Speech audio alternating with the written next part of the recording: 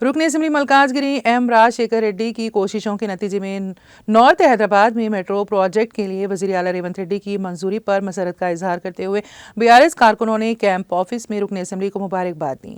इस मौके पर कैंप ऑफिस में बड़े पैमाने पर आतिशबाजी की गई और केक काट कर जश्न मनाया गया।